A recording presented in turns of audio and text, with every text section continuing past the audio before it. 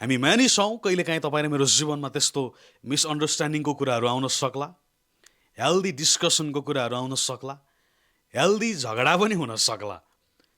तर प्रियहरू, यद्यपि त्यस्तो झगडाहरूको बिचमा अर्थात् मिसअन्डरस्ट्यान्डिङहरूको बिचमा नि तपाईँ र म मौन रहन सक्यौँ भने, साइलेन्ट हुन सक्यौँ भने नि त्यो चाहिँ आत्मसंयमको चिन्ह हो। जब तपाईँ त्यस्तो परिस्थितिहरूको बिचमा मौन रहनुहुन्छ नि, यसले चाहिँ प्रेमलाई बढाउँछ, एक प्रकारको शान्तिलाई ल्याउँछ।